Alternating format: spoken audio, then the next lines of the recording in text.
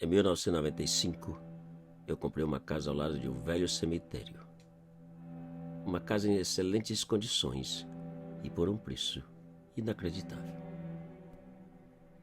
Talvez por estar ao lado de um cemitério, ninguém atreveu a comprá-la. Mas como eu nunca fui supersticioso e tampouco acreditava em assombração, não pensei duas vezes e aproveitei a oportunidade. Minha casa possui 3 quartos, uma suíte, 2 salas, cozinha, área de serviço e o meu lugar predileto. O quintal com uma enorme área coberta, onde passo a maior parte dos meus dias de folga, lendo e apreciando a vista do outro lado da cerca.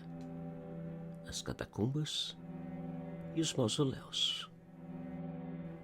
Como meu quintal dá para a parte velha do cemitério, eu quase não vejo ninguém. Somente algumas pessoas que, uma vez por outra, visitam os velhos parentes. Ou vigia que trabalha no período noturno e, de vez em quando, passa pela passarela frente ao meu quintal. Também quase não recebo visitas na minha casa, pois tão logo chegam e saem ao quintal, assustam e não voltam. Enquanto que para muitos viver uma casa ao lado de um cemitério é uma loucura impensável, para mim é uma tranquilidade, um sossego indescritível. Afinal, os mortos não incomodam ninguém. Em uma certa noite, no entanto, tudo mudou. Eu estava sentado na área do quintal quando notei que a porta de um dos mausoléus abriu bem devagar. Apesar de não ter visto quem entrou, eu fiquei esperando para ver quem saía. Mas poucos minutos depois, a porta fechou, sem que ninguém saísse.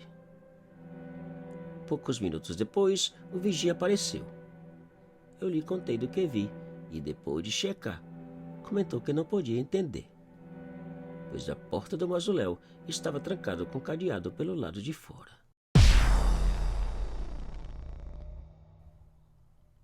Depois que o vigia saiu, eu continuei sentado na área, confuso e de olho no mausoléu. E poucos minutos depois, um idoso apareceu caminhando na passarela e parou bem em frente da minha cerca, me olhando. Pensando ser um amigo do vigia, lhe acenei, dei boa noite, mas ele não respondeu. Continuou olhando por 1 minuto ou 2 e seguiu. Pouco tempo depois dele desaparecer, a porta do mesmo mausoléu abriu e fechou.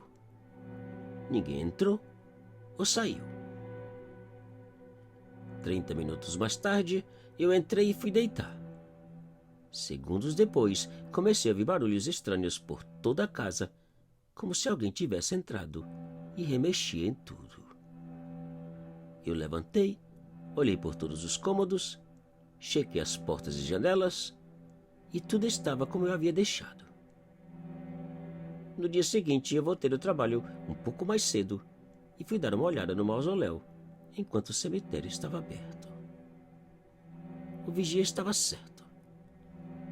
A porta do mausoléu estava trancada com um enorme e enferrujado cadeado. Como aquela porta foi aberta? E quem entrou ou saiu? Naquela mesma noite, eu perguntei ao vigia sobre o idoso. Ele não sabia quem era, mas prometeu ficar de olho. Tão logo o vigia afastou, o idoso apareceu. Me olhou por alguns segundos e sumiu. A porta do mausoléu voltou a abrir e fechar, sem ninguém aparecer. Por um bom tempo, eu fiquei olhando para o mausoléu e pensando se o idoso tinha alguma coisa a ver com aquilo. Mais tarde, eu desisti de pensar e fui deitar. E por volta das 2 da manhã, o telefone tocou.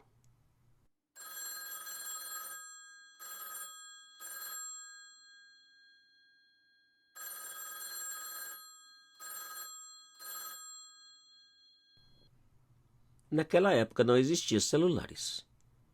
O único telefone que tinha ficava na sala. Eu levantei e fui atender. Do outro lado da linha, ninguém dizia nada. Eu perguntei quem era umas 3 vezes e desliguei. Poucos segundos depois, o telefone voltou a tocar. Como da primeira vez, a pessoa não disse nada. O telefone chiou e desligou. Eu desliguei o telefone da tomada e fui deitar. Mas, para minha surpresa e espanto, o maldito voltou a tocar antes de eu pegar no sono.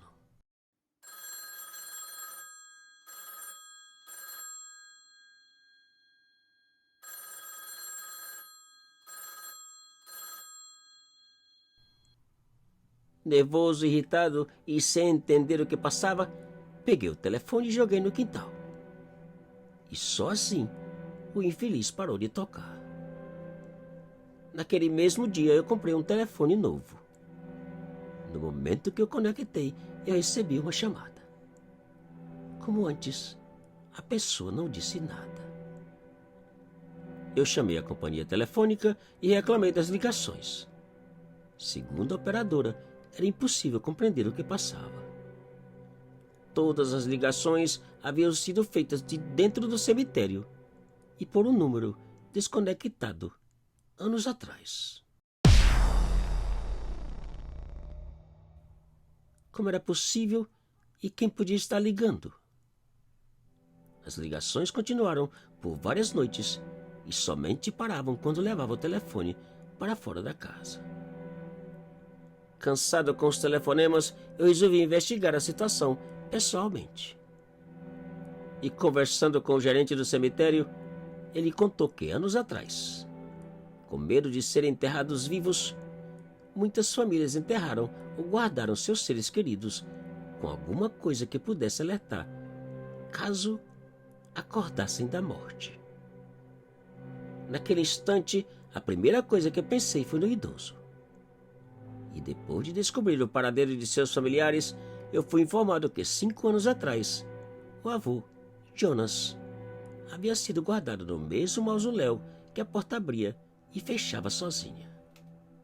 E que, atendendo seu último desejo, um telefone foi colocado junto ao seu corpo, dentro da gaveta.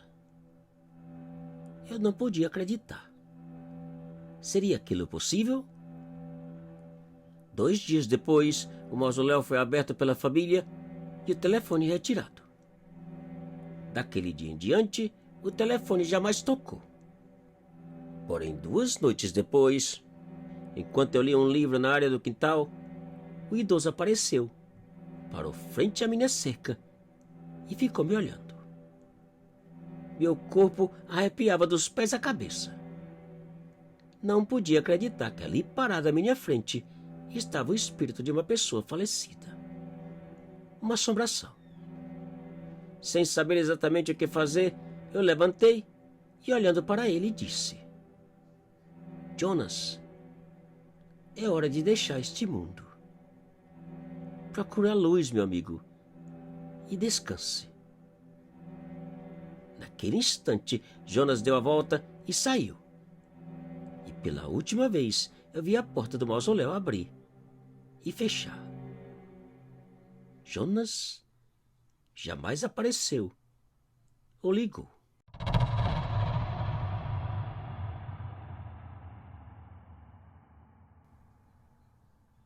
Te cuida e muito obrigado.